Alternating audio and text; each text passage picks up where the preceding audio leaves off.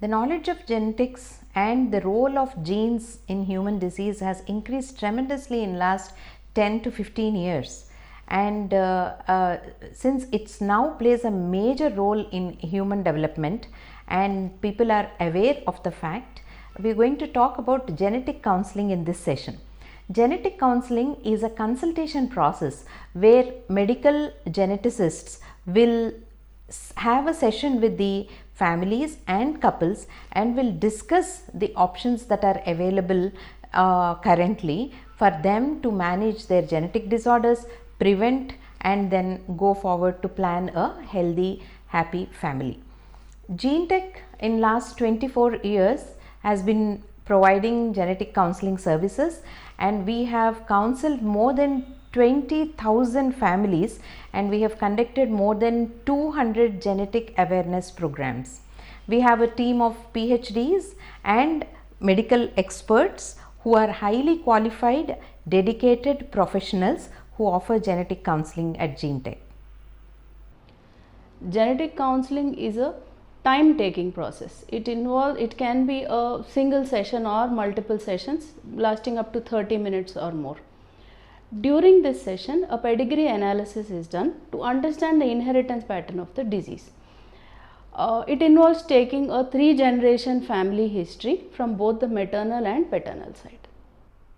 Another crucial part of the session is assessment of phenotype or clinical presentation of an affected individual, child, or a previously available family member. This is done by a physical examination or by evaluating previous medical records. So every single feature of an individual is important. Even the facial features such as the distance between the eyes, the positioning of the nose, what the head looks like, the skeletal frame, and other physical features including the height, the weight pertaining to the age, any other external and internal organs, all of these things need to be documented. Several times we need to take help of genetic databases pertaining to dysmorphology as well, so that we can narrow down the condition to a particular syndrome. So during the genetic counseling session, a detailed family history is taken, affected family members are examined, and a genetic syndrome or a condition is identified based on the medical records and genetic tests that are provided, genetic test results. Now, based on all this information, the medical geneticists or genetic counselors will be able to provide during this session the inheritance pattern, that is how this condition inherits from one generation to the other, and will also give information about the recurrence risk for next pregnancies, how much risk the next pregnancy would have, and will also elaborate on the preventive measures that can be taken for next pregnancy, or for other family members also who are at high risk, and manage prevention of genetic disorders in families. After every genetic counseling session, a detailed written documentation is provided to both the patient as well as the referring physician with all the details of the recommendations and discussions done during the counseling session. This helps immensely in a clear communication of the advices provided to the patient.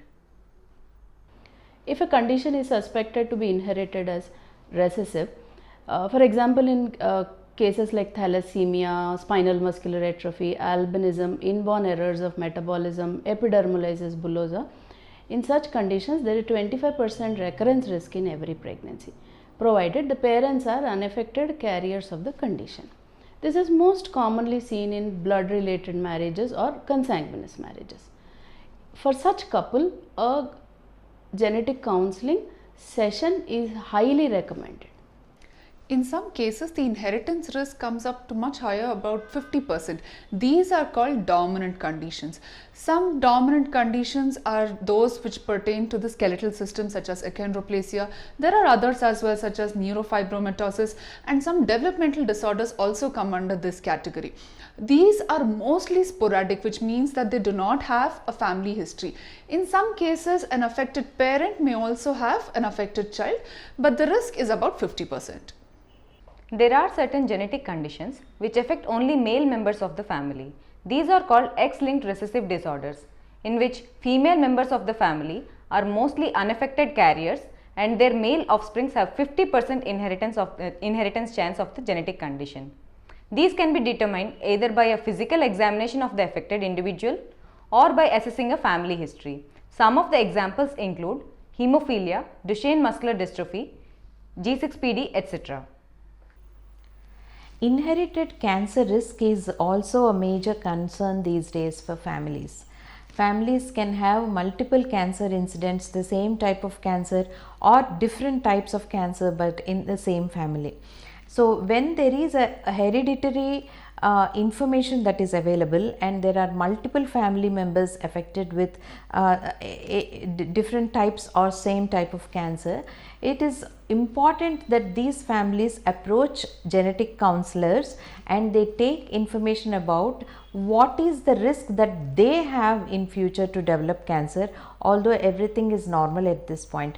Breast cancer, ovarian cancer, prostate cancer, colon cancer, there are many other cancers which have hereditary component, and genetic counselors will help you identify if you are looking at an inherited cancer risk, will suggest tests that will identify your susceptibility or risk of getting such cancer, and they will also elaborate on preventive measures that can be taken so that cancer can be prevented in future.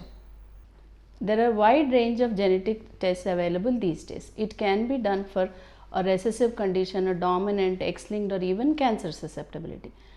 Next generation sequencing or an exome sequencing where we identify thousands of genes, or can be a specialty panel. For example, if there is an eye disorder, we can prescribe a ophthalmic panel, or if it's a kidney disorder, a renal panel will be recommended. Or sometimes even a molecular test like cytomicroarray or a PCR test, or sometimes a chromosomal test also can be recommended. These recommendations are basically depending on the information given by the family during the genetic counseling session. Many women are referred for genetic counseling during their pregnancy when they get a high risk report during their double marker, triple marker or quadruple marker test. In such cases, when they attend a genetic counseling session, we explain to them what the meaning of the report itself is, and also based on their gestation and family history or a previous pregnancy history, we advise them what kind of test needs to be done. This can either be a non-invasive prenatal test or NIPT, or it can also be an invasive amniocentesis. Ultrasound findings during pregnancy can indicate a risk for genetic disorders in the fetus.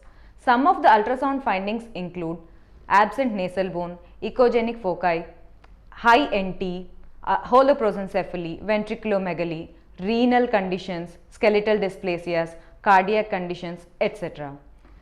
Whether to determine if these conditions are caused by a genetic cause or a disorder, you have to do a genetic test. A genetic counseling session can help determine which test has to be done first, or a sequential order of genetic tests to determine whether the cause of these indications is genetic. Loss of pregnancy.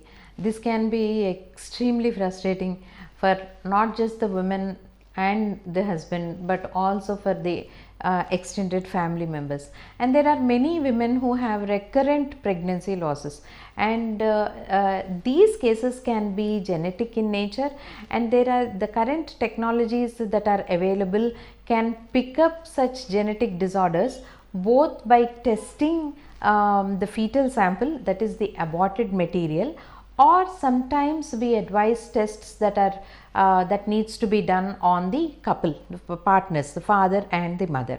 So there are tests like cytomicroarray, which is done as a first tier test on fetal sample, or gene RPL test and karyotyping that are done on the parents. So these tests will let the physician know whether they are dealing with a genetic problem or a non-genetic problem.